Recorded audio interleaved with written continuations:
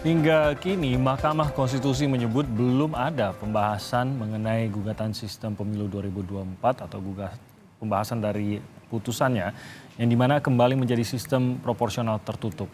Lalu sebenarnya bagaimana sistem ini jika kembali diterapkan pada pemilu, khususnya pemilu 2024 ini? Apa saja hal yang menguntungkan dan tidak bagi rakyat dan partai politik? Kita akan bahas bersama sejumlah narasumber melalui daring. Ada Wakil Ketua Umum Partai Golkar, Bang Ahmad Doli Kurnia. Dan nanti akan bergabung bersama kita, politikus PDI Perjuangan, Bang Andreas Hugo Parera. Dan juga anggota Dewan Pembina dari Perludem, Mas Fadli Ramadhanil. Selamat pagi Mas Fadli, selamat pagi Bang Doli. Selamat pagi. Selamat pagi. Assalamualaikum warahmatullahi wabarakatuh. Waalaikumsalam warahmatullahi wabarakatuh. Nanti Bang Andreas akan bergabung bersama kita. Kita masih mencoba untuk terhubung secara daring dengan Bang Andreas. Saya ke Bang Doli terlebih dahulu. Setelah adanya pernyataan dari Denny Indrayana, terutama pada saat Denny mengatakan bahwa tujuannya mengungkapkan informasi yang ia katakan didapatkan dari seorang yang kompeten dalam menyampaikannya, yang kredibel. Ini apa yang berbeda dari khususnya Partai Golkar setelah mendengar ini? Karena Denny Indrayana mengatakan ia mengungkapkan ini agar bisa ada langkah-langkah yang bisa diambil untuk mencegah putusan tersebut. Karena kalau sudah diputuskan oleh MK maka final, tidak ada lagi yang bisa diperbuat. Nah, adakah yang berbeda setelah mengetahui adanya informasi tersebut dari Denny Indrayana, Bang Doli? Ya sebetulnya kami tetap konsisten ya bahwa kita menginginkan untuk pemilu tahun 2024 yang sudah berjalan tahapannya ini itu tetap menggunakan sistem yang selama ini sudah dilaksanakan. Sebagaimana yang diatur dalam Undang-Undang Nomor 7 Tahun 2017. Karena judicial review ini kan diajukan pada saat kita sudah melalui tahapan, ya, sudah memulai tahapan sejak 14 Juni yang lalu. Jadi semua orang, semua elemen, apakah bukan hanya partai politik, bukan hanya penyelenggara, tapi juga masyarakat yang sudah terdaftar sebagai pemilih, itu semuanya di dalam back mind-nya akan melakukan proses pemilihan itu sama dengan tahun 2019. Karena itulah yang selama ini disosialisasikan begitu kan, jadi harus berjalan karena itu demikian. selama ini disosialisasikan dan dijalankan. Sekarang ini kan sudah, kalau mulai dari 14 Juni, ini kita udah 11 bulan setengah. Jadi sudah lebih dari setengah tahapan kita berjalan. Nah kalau kita balik lagi merubah sistem, itu kan berarti artinya kita kembali ke setback kan, kembali ke awal. Jadi sistemnya kembali ke masa yang lalu dan kemudian prosesnya juga kembali gitu. Jadi itu yang berkali-kali kami sampaikan. Kalaupun kemudian kita bukan soal terbuka tertutupnya, gitu. Tetapi kalau kita mau merubah sistem atau aturan main, sebaiknya itu dilakukan sebelum permainan ini dimulai atau nanti sesudahnya. Gitu. Kita akan evaluasi. Tapi tanpa menilai yang mana yang benar yang mana yang salah begitu. Tidakkah sebenarnya ya kalaupun perlu disosialisasikan, sistem tertutup itu memang sangat-sangat sederhana juga bagi para pemilih atau khususnya justru bagi para pemilih sangat mudah, hanya tinggal memilih partai dan saya rasa juga banyak pemilih yang masih familiar dengan cara pemilihan demikian gitu, Bang Doli. Belum tentu juga, kan kita belum bisa memastikan akan lebih mudah. Ini kan soal terbiasa saja. Ya orang sudah berpuluh tahun terbiasa dengan dengan cara yang sama dan kemudian tiba-tiba dalam waktu tinggal beberapa bulan kita rubah lagi gitu ya. Nah kemarin kita mensosialisasikan yang sudah jalan ini saja, itu kan settle juga baru beberapa tahun ini saja. Tidak mudah juga orang melakukan pemilihan yang seperti itu. Nah sekarang orang sudah mulai terbiasa, tiba-tiba mau dirubah lagi. Nah ini juga akan jadi persoalan. Kemudian yang kedua, dari segi penyelenggaraan juga itu juga akan membuat atau harus di reset lagi. Nah, kemarin kami di Komisi 2 sudah memutuskan surat suara, ya kan, pemilik suara, dan semua perangkat-perangkat yang dipersiapkan dalam konteks sistem pemilu yang sekarang ada. Nah begitu nanti kalau berubah lagi ini sekarang mulai, kalau misalnya kemarin kita putuskan, mungkin dalam minggu ini sudah mulai proses tender dan segala macam. Nah kalau ini diputuskan 2-3 minggu lagi, lah itu kan balik lagi nanti. Harus dari nol lagi. Aris Bernal lagi gitu loh. Nah, jadi banyak hal yang menurut saya menjadi implikasi yang itu ya kalaupun tidak apa disebutkan sebagai chaos politik gitu ya, tetapi paling tidak menguras energi kita lagi lah. Oke, saya ke Bang Andreas yang sudah bergabung bersama kami sekarang. Selamat pagi, Bang Andreas. Terima kasih atas waktunya di Sapa Indonesia Pagi. Bang Andreas, menanggapi tadi pertanyaan saya adalah apa yang mengubah, mungkin ada sebuah tindakan yang akan diambil khususnya oleh partai-partai yang mendukung tetap diselenggarakan proporsional terbuka setelah ada keluar pernyataan dari Denny Indrayana. Pertanyaan yang sama, Bang Andreas, apakah Anda mengekspektasi, khususnya dari PDIP, mengekspektasi akan ada mungkin pergerakan yang lebih besar untuk mencoba menahan agar tidak ada pilihan proporsional tertutup dari MK, atau menurut Anda meskipun Denny Indrayana sudah mengatakan demikian, ya proses hanya akan berjalan seperti normal saja, tidak bisa diapa-apain juga gitu istilahnya, Bang Andreas? Saya nggak tahu apa dasar pernyataan Denny Indrayana tersebut gitu. Tapi saya kira ya sebagai partai politik, sebagai kader partai yang ada di partai politik, ya kami siap dengan segala macam situasi gitu. Dalam arti bahwa ya kita menunggu proses di MK yang sedang berlangsung, dan saya juga setuju kalau itu lebih cepat diputuskan dalam arti bahwa untuk menimbulkan kepastian gitu. Yeah.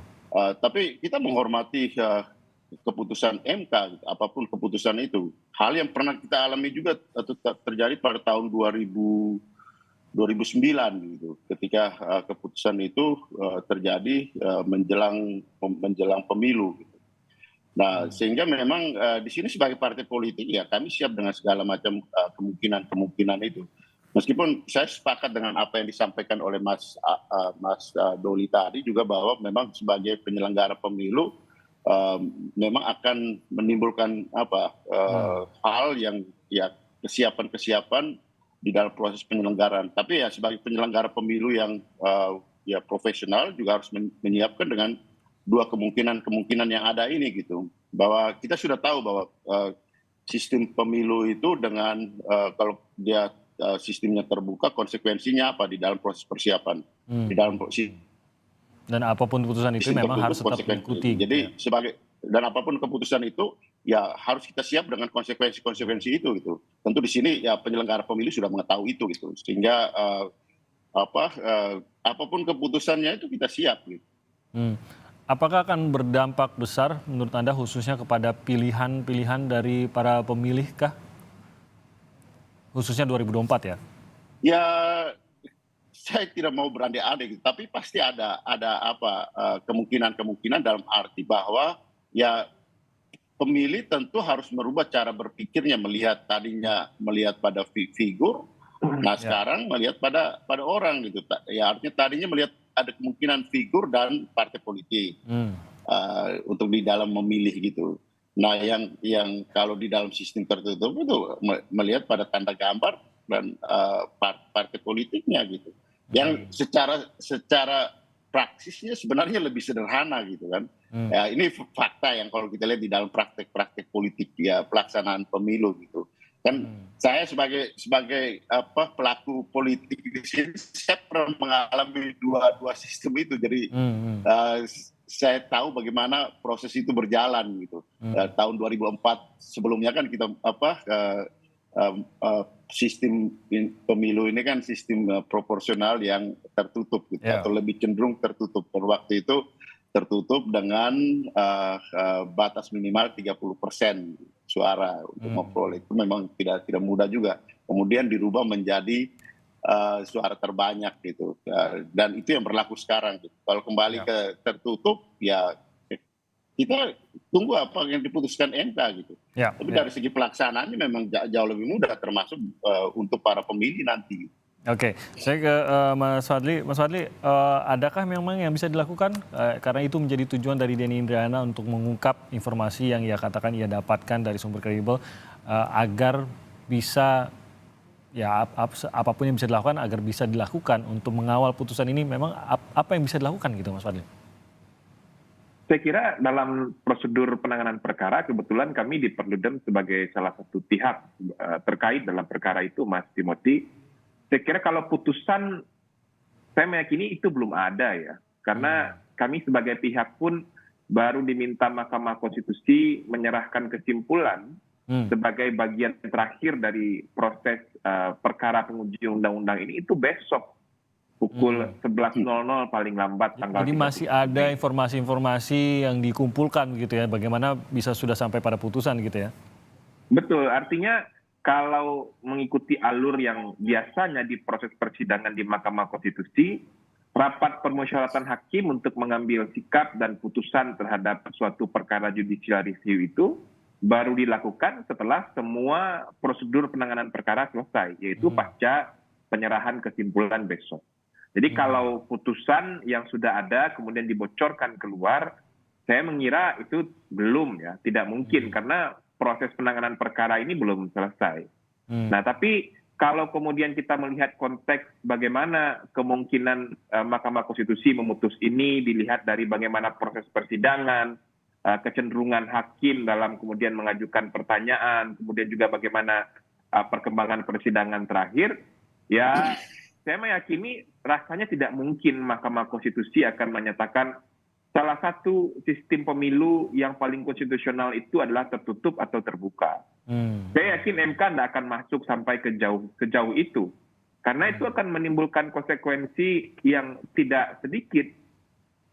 Pertama, kalau MK mengatakan sistem pemilu proporsional tertutup yang paling konstitusional, artinya pilihan terhadap sistem pemilu yang lain itu akan jadi inkonstitusional dan tidak boleh diberlakukan di Indonesia.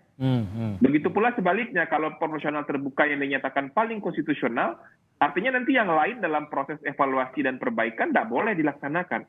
Ini yang harusnya dicermati dalam perkara ini, dan saya meyakini MK tidak akan masuk sampai ke sana.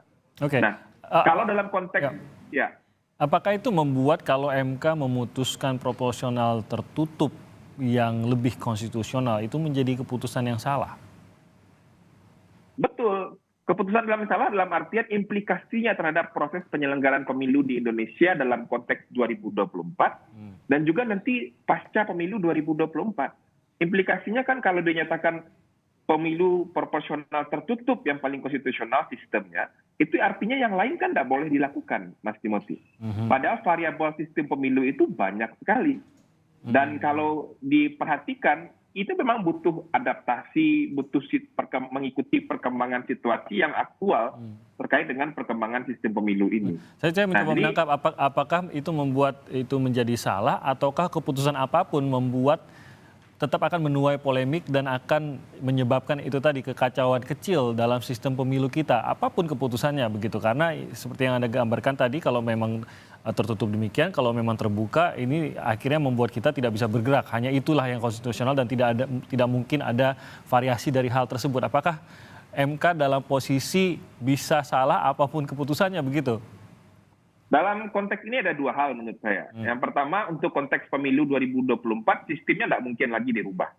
Karena kalau mengubah sistem, itu akan menimbulkan kompleksitas luar biasa, akan menimbulkan kekecauan banyak hal dalam penyelenggaraan pemilu 2024.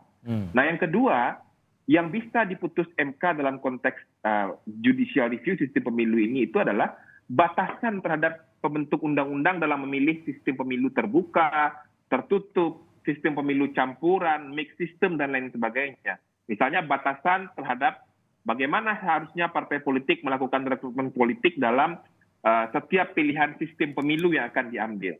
Soal pilihan sistem pemilunya apakah terbuka, tertutup, sistem pemilu mix, campuran, itu nanti akan jadi domain pembentuk undang-undang. Saya kira tidak bisa itu ditentukan oleh Mahkamah Konstitusi. Makanya tadi saya bilang, MK tidak akan sampai kepada menyatakan salah satu model sistem pemilu yang paling konstitusional adalah ini. Nah, MK tidak akan mungkin sampai ke sana menurut saya. Karena itu implikasinya akan luar biasa. Oke, apakah Anda membaca hal yang sama, Mas Doli? Iya, saya kan berkali-kali mengatakan saya masih yakin bahwa 9 hakim konstitusi kita di Mahkamah Konstitusi itu masih berpikir jernih dan akan mengambil keputusan yang objektif. Ya. Kenapa? Pertama, melihat situasi perkembangan tahapan yang sudah jauh berjalan. Jadi kalau ini kemudian tiba-tiba dirubah seperti yang katakan tadi, itu akan memberikan implikasi yang luar biasa. Ya. Nah yang kedua, tadi betul, saya juga sering mengatakan bahwa sebaiknya kalaupun kita mau merubah sistem, yaitu melalui revisi undang-undang, yang itu harus kita mulai dari kajian yang cukup mendalam, yang elaboratif gitu ya, sehingga kita betul-betul mencari sistem yang sempurna. Jadi jangan kemudian kita merubah sistem itu dengan berdasarkan keputusan pengujian antara satu sistem bertentangan dengan undang-undang dasar apa tidak gitu. Nah kalau seperti itu tadi kita akan mengungkung kebebasan demokrasi kita di dalam memilih sistem yang paling baik. Karena ini kan sistem ini kan bagaimanapun dari tahun ke tahun, dari waktu ke waktu kan harus kita evaluasi mana yang paling sempurna gitu. Nah kalau Ya. selama ini 5 tahun sekali, hampir 5 tahun sekali kita merubah undang-undang ini. Nah sekarang tidak, tapi kan satu waktu pasti akan kita mencari yang paling sempurna dalam melaksanakan sistem ini. Nah kalau kemudian diputuskan hanya sekedar melalui Mahkamah Konstitusi bahwa inilah yang tidak bertentangan dengan konstitusi, maka nanti kita nggak punya pilihan banyak di dalam melakukan penyempurnaan itu. Nah, itu yang saya katakan, ini bukan soal kita mau pakai sistem yang mana yang terbaik, terbuka atau tertutup. Kalau kita mau bicara yang terbaik yang mana, itu harus kita bahas pada saat kita merevisi atau menyempurnakan undang-undang. Nah itu domainnya pemerintah dengan DPR. Gitu. Iya. Oke, tapi sejauh apa sebenarnya Golkar menanggapi pernyataan Denny ini? Apakah Anda mempercayai apa yang dinyatakan oleh Denny Indrayana? Karena kita hanya mengetahui bahwa Denny mengatakan demikian dari sumber kredibel tanpa menyebutkan siapa, di posisi apa, dan dari mana, kapan mendapatkan informasinya. Percayakah tetap dengan informasi tersebut? Ya saya juga terkejut kemarin ketika saudara Denny menyampaikan itu. Bertanya-tanya sumbernya dari mana. Karena kita juga sebetulnya kan punya berbagai sumber informasi. Kita kan juga memonitor terus apa yang berkembang di Mahkamah Konstitusi, baik secara persidangan maupun dari konteks yang lain gitu. Nah jadi saya kira nah ini mungkin juga harus hati-hati ya. Bisa nanti apa yang disampaikan oleh Pak Menko Polhukam, kalau misalnya diusut, ya nanti kan jadi perkara baru nih. Yeah. Berarti kan ini menyebarkan hoax gitu. Kalau memang sumber itu sudah benar, apalagi tadi disampaikan ternyata dalam proses persidangan ini masih berjalan. Besok masih ada persidangan untuk mendengarkan kesimpulan dari masing-masing yang terkait gitu misalnya. Nah jadi berarti kan kesimpulan itu tidak ada atau kesimpulan itu sudah ada. Kalau kesimpulan itu sudah ada, ya ini lebih aneh lagi misalnya. Jadi kalau kesimpulannya sudah ada, sidang-sidang yang selama ini berjalan itu untuk apa dong kalau gitu? Dan Apa cuman pula. apa cuman kamuflase atau drama saja? Kalau kesimpulannya sudah ada seperti yang disampaikan oleh saudara Denny. Nah kemudian kalaupun sudah ada terus dibocorkan, kata Menko Polhukam kan nggak boleh tuh, bisa pidana segala macam. Jadi, nah ini menimbulkan kekacauan baru lagi nih dengan isu ini gitu. Jadi menurut saya, walaupun saya kira niatnya saudara ini tadi kan disampaikan benar supaya kita yang kemudian ingin tangga sistem ini tetap mengawal. Tapi menurut saya ada dengan cara yang lebih baik kalau memang bukan dengan cara yang ternyata nanti bisa backfire buat saudara Denny gitu kan. Kalau Denny Indrayana mengatakan harus viral soalnya biar bisa ditangani begitu. Nah tanggapan dari PDIP sendiri Bang Andreas, percayakah dengan apa yang dinyatakan oleh Denny Indrayana terutama setelah mendengar tadi Perludem sendiri yang juga dalam hal ini berperkara dalam persidangan ini secara matematika sajalah sederhananya begitu. Kok tampaknya belum masuk ke tahapan pembahasan putusan memang gitu. Apalagi kalau sampai sudah keluar sebuah kesimpulan dari putusan tersebut kata Bang Doli tadi. Dari Bang Andreas dari PDIP, percayakah dengan pernyataan itu? Ya kan memang Denny Indrayana sengaja untuk melemparkan isu dan membuat rame ini gitu. Sehingga saya tidak percaya dengan apa yang disampaikan, dan saya lebih percaya dengan apa yang disampaikan oleh MK, dalam arti bahwa proses ini masih berjalan, dan tadi Mas Fadli juga mengatakan seperti itu gitu. Artinya ya, tapi sebagai pelaku politik ya kita ya menunggu saja proses yang apa yang terjadi di MK tentunya.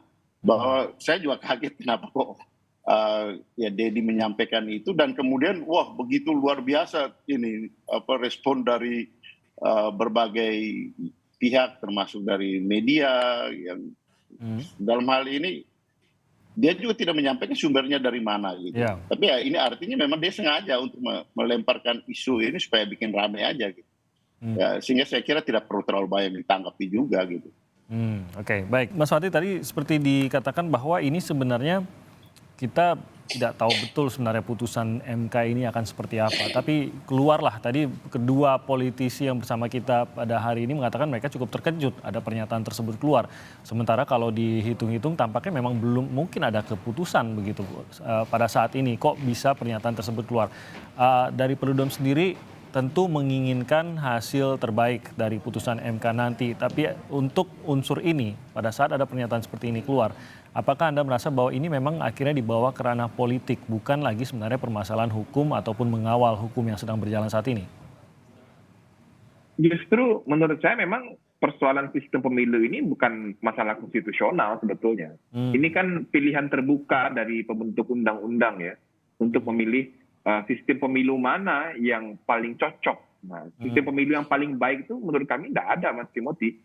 Karena sistem pemilu manapun itu mesti dilihat kecocokannya dengan situasi dan kondisi aktual sebuah negara. Dan itu sangat dinamis. Kalau gugatannya bukan sistem pemilu yang terbaik, tapi sistem pemilu yang tidak melanggar konstitusi atau yang sesuai dengan konstitusi. Adakah itu? Nah makanya pilihan terhadap sistem pemilu ini sebetulnya bukan isu konstitusional. Jadi nggak ada soal perdebatan sistem pemilu yang terbuka itu akan melanggar konstitusi. Termasuk juga sistem pemilu tertutup itu akan melanggar konstitusi. Kami sudah jelaskan itu di keterangan kami sebagai pihak terkait di Mahkamah Konstitusi. Apa yang disampaikan oleh para pemohon itu juga sama sekali bukan isu konstitusional. Jadi nggak ada pertentangan antara ketentuan sistem pemilu yang ada dalam Undang-Undang Pemilu, yang saat ini ketentuannya sistem pemilu proporsional terbuka, dengan ketentuan yang ada dalam konstitusi. Jadi nggak ada yang saling berbenturan sebetulnya. Nah makanya ketika ada permintaan kepada Mahkamah Konstitusi untuk menyatakan sistem pemilu yang paling konstitusional adalah sistem pemilu tertutup, itu sebetulnya sangat tidak tepat. Kan itu sekarang proses di Mahkamah Konstitusi yang sedang berjalan. Yang diminta pemohon kan itu. Menyatakan sistem pemilu yang paling konstitusional adalah sistem pemilu tertutup. Itu yang tidak tepat dan itu yang kami tolak sebetulnya. Ada sekitar 12-13 pihak terkait lain yang kemudian menolak ini. Makanya sebetulnya ini adalah proses yang paling mungkin dilakukan oleh Mahkamah Konstitusi, memberikan semacam batasan, pedoman yang kemudian seharusnya kalau dalam memilih sistem pemilu itu apa yang mesti diperhatikan oleh pembentuk undang-undang. Apa yang harus jadi pijakan untuk melindungi kedaulatan rakyat dalam memilih sistem pemilu, menjaga prinsip-prinsip demokrasi dalam sistem pemilu. Nah, saya kira itu pula yang dilakukan oleh Mahkamah Konstitusi ketika memutus permohonan soal format pemilu serentak yang juga dilakukan pada tahun 2019 yang lalu. MK tidak mau masuk ke terhadap pilihan format keserentakan pemilu mana yang paling konstitusional. Tapi MK membatasinya kalau dalam memilih sistem pemilu serentak, ini batasannya. Dalam putusan MK itu ada 6 batasan atau 5 batasan yang disebutkan. Nah, saya kira dalam putusan sistem pemilu ini MK juga akan melakukan hal yang sama. Kalau kita bandingkan dengan putusan nomor 55 tahun 2019 terkait format keserentakan pemilu. Kalau bukan menyatakan salah benar tapi merupakan pedoman, akan butuh waktu untuk memasukkan ataupun akan ada keputusan lagi di level lain, mungkin dalam hal ini di DPR sebagai pembuat undang-undang, sehingga akan makan waktu. Tidak mungkin juga di 2024 begitu, Mas Fadli? Betul, persis begitu Mas Timothy. Jadi pergantian sistem pemilu untuk 2024 saya rasa itu sudah tidak mungkin dilakukan. Nah, saya ingin ke Bang Andreas, kalau dari PDIP sendiri mungkin akan punya pendapat berbeda tentang hal tersebut. Dan apakah kalau PDIP sendiri menginginkan, apakah kalau memang ada keputusan, maka ya secepatnya mau tidak mau memang kalau itulah keputusannya maka harus dijalankan dalam pemilu yang ada di depan mata tentu saja yang paling dekat begitu Bang Andreas. Jadi kita lihat bagaimana tugas daripada MK itu kan, MK itu kan menguji undang-undang terhadap undang-undang dasar gitu. Dan setelah itu baru kemudian memberikan keputusan dari apa yang sudah proses judicial review yang diajukan oleh pihak yang menggugat itu gitu. Nah, sehingga di sini memang betul kalau secara teori politik sistem pemilu memang semua ada beberapa alternatif. Ada sistem pemilu terbuka, sistem pemilu tertutup, ada juga mix system seperti yang diberlakukan di Jerman gitu. Dan itu merupakan sudut pandang akademis terhadap sistem pemilu dengan berbagai macam varian-variannya, varian kecil-kecilnya di dalam dua model dan model ketiga tadi gitu.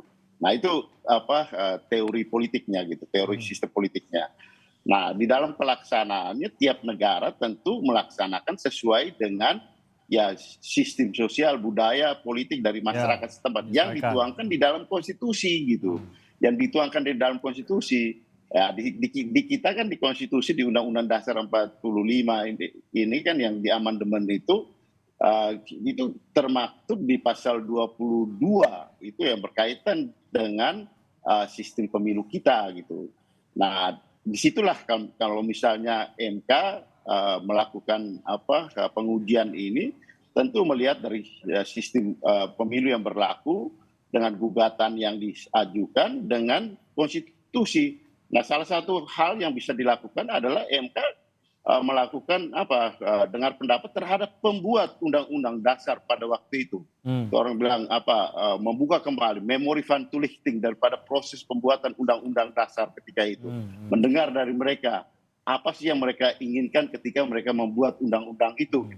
Nah, saya juga pernah menjadi saksi ahli di MK ketika waktu itu ada gugatan berkaitan dengan Undang-Undang Keterbukaan Informasi Politik dan MK mendengarkan dari kami apa yang kami maksud ketika kami membuat Undang-Undang Keterbukaan Informasi Publik waktu itu gitu. Jadi proses itu yang biasa dilakukan, kemudian baru MK memutuskan ya dengan pertimbangan ya tentu ya menguji antara undang-undang dengan undang-undang pemilu dengan undang-undang dasar gitu. Nah itulah tugas MK. Di sini kan MK bisa menerima, menolak, atau memberikan pandangan-pandangan yang berkaitan dengan sistem yang berlaku itu. Nah, jadi sebenarnya seperti itu prosesnya. Nah, dalam hal ini Bang Andreas, apakah PDIP sendiri merasa bahwa sistem yang dijalankan sekarang ya memang harus dievaluasi lagi karena dirasa belum sesuai dengan apa yang tertulis dalam Undang-Undang Dasar kita?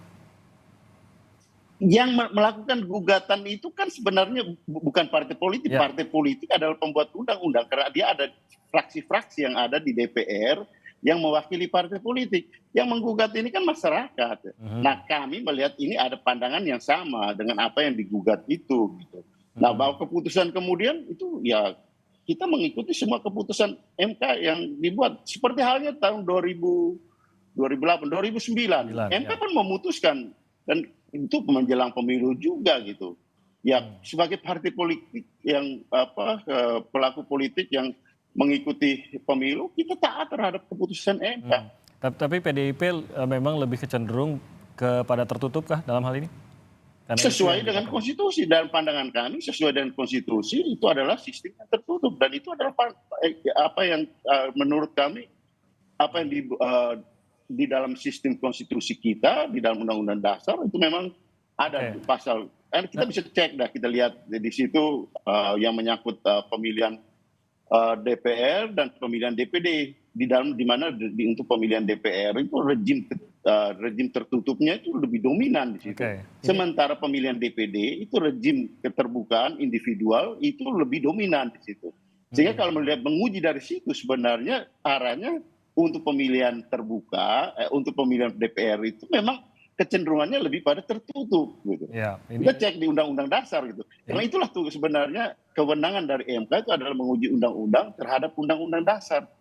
Ya, ini argumen yang tadi berbeda dengan Mas Fadli tadi. Tapi di sisi lain, Bang Andreas, bahwa PDIP sebagai partai yang berkuasa pada saat ini mendapatkan kesimpulan begitu mungkin di beberapa pihak di masyarakat yang akhirnya seperti menyimpulkan bahwa ini adalah upaya PDIP untuk mengunci posisi agar terus berada di kekuasaan. Bagaimana PDIP menanggapi ini?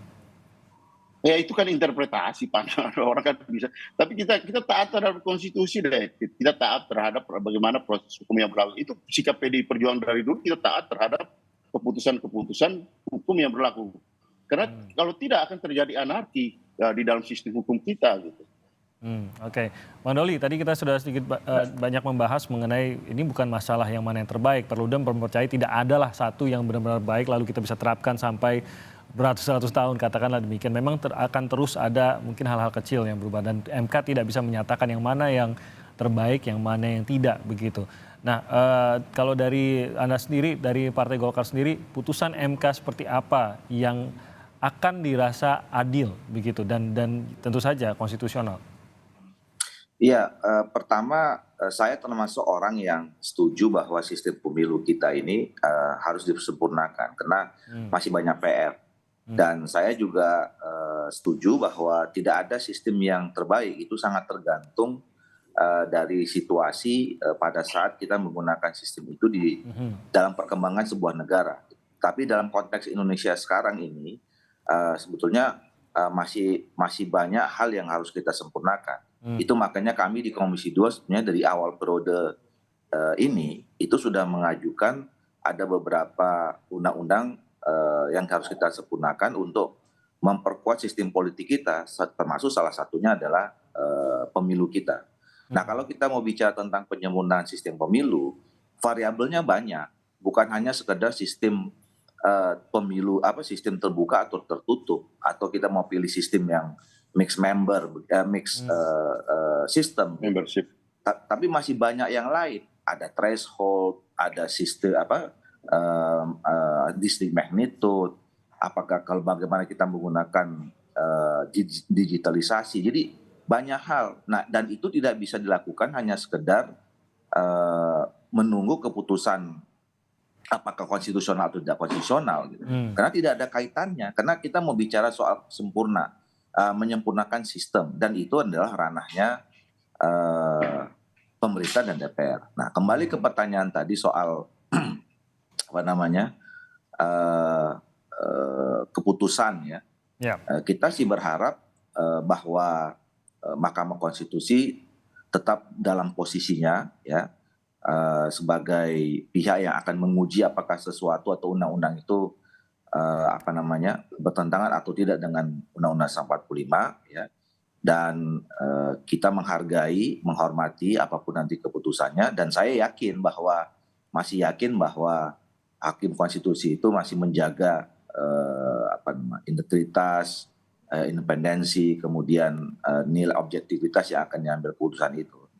Jadi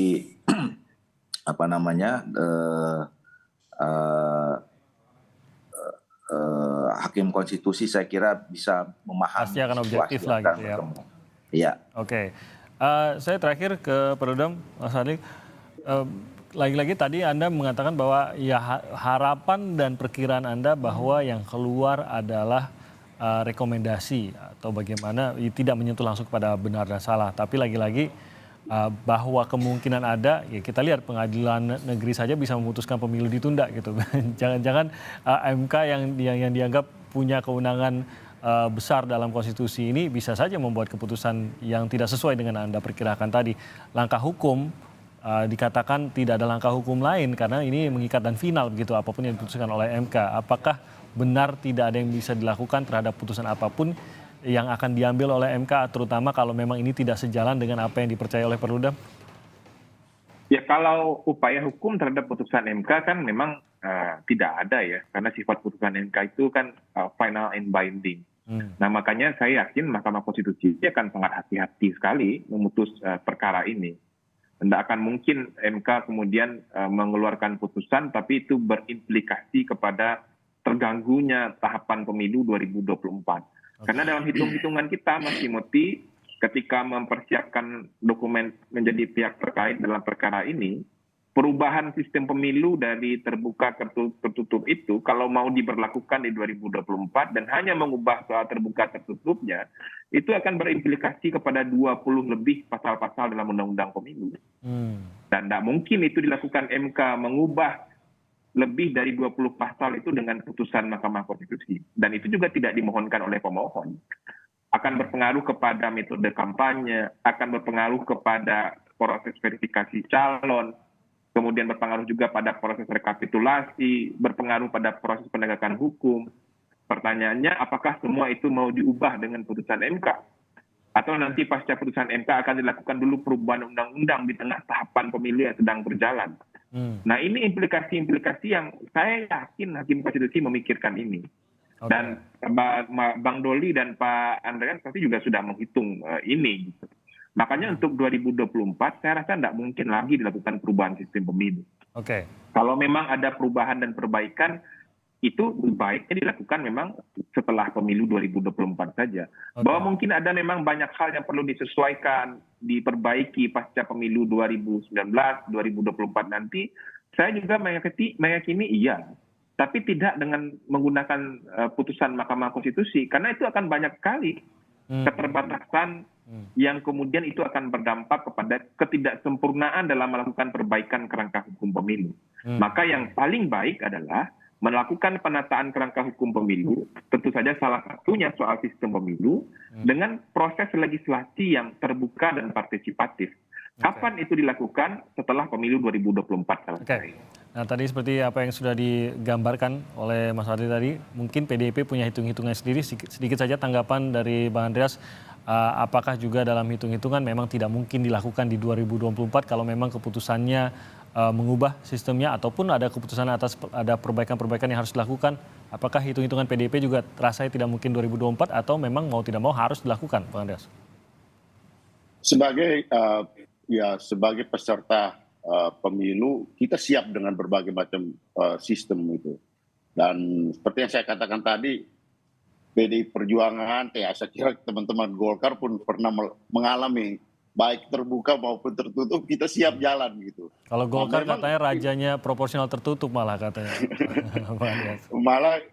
Tapi memang tadi yang seperti Mas Fadli sampaikan, konsekuensinya adalah pada penyelenggara gitu.